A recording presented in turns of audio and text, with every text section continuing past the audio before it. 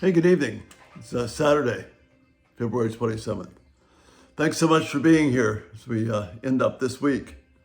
And catch you again on Monday morning. Take tomorrow off for Lord's Day. I've been fascinated by the recent attempts at space travel and going back and followed the Hubble telescope for years and the magnificent pictures that are there. And again, space is both beautiful and magnificent, but it reminds us of also how small we are compared to the great God that we serve. And actually, this brings encouragement to us. Listen to what the prophet Isaiah says. To whom will you compare me? Or who is my equal, says the Holy One. Lift your eyes and look to the heavens. Who created all these? God is asking the people to remember him. They're having a hard time right now because their northern kingdom is about to be carried away in exile. And God is giving them comfort for the years to come. So he says, who created all these things? Who brings them out, the starry host, one by one, and calls them each by name? Because of his great power and mighty strength, not one of them is missing. Now, in the thumbnail tonight, there's a picture of the Milky Way. And the Milky Way is just a tiny percentage of the millions and millions of stars that are out there. And yet, Isaiah says he calls them each by name. And they all stay in place because of his mighty power. Wow. So then the prophet turns from this great majestic act of God and he asks this question. Why do you say, O Jacob, and complain, O Israel? My way is hidden from the Lord. My cause is disregarded by my God. See, this God who put all these things in motion is saying in this powerful way, I'm there for you. If I can deal with the stars and call them out one by one, then I can call you out. I can care for you.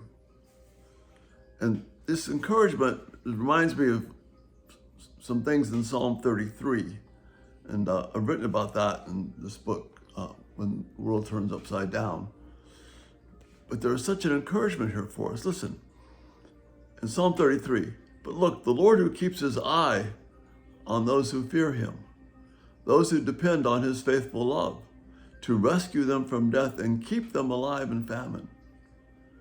This God who watches over the entire universe, these myriad, millions and millions of stars, keeps them all in place and knows them each by name. He knows you and me too. So in Psalm 33, the one who trusts in God, the one who places his hope in God, forms a barrier of emotional protection around his heart. Our emotions flow from our thoughts. By loving God, loving his word, and loving his care for us, we begin to build an emotional bond of trust. Pursuing God in this way, with this trust, is what protects us. And that's the way our hearts can deal with the things around us and have emotions that work for us, by seeing the majesty of God is directed to us. And so Isaiah encourages his people, do you not know, have you not heard, the Lord is the everlasting God, the creator of the ends of the earth. He will not grow weary, and his understanding no one can fathom. He gives strength to the weary. He increases the power of the weak.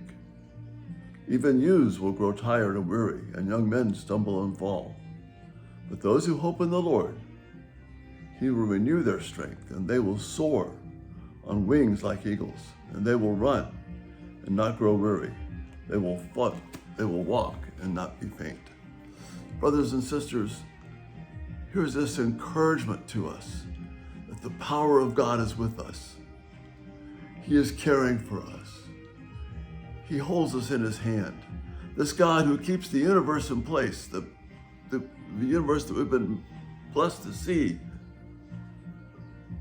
pictures of. The same God loves you. If you've seen the Milky Way at night, it just blows your mind. That same God is caring for you. His hand is on you. You can trust him. He's saying, I am that powerful. Put your emotional trust in me, and you will know peace, and you will have the strength to do the things that he's called you to do.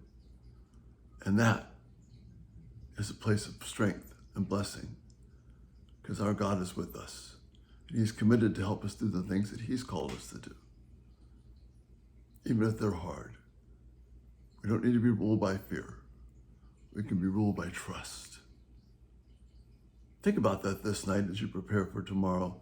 Give your hearts in worship to this great God who has built the heavens and showed it to us just so that we can know that we can trust him. And that's the thought for this night. Lord willing, we'll see you on Monday. You have a great, great evening, knowing that your God has you in his hand. The one who calls each of the stars out by name. What a blessed place that is. You rest well this night. Again, thanks so much for being here, and see you on Monday. Have a great night. Bye-bye.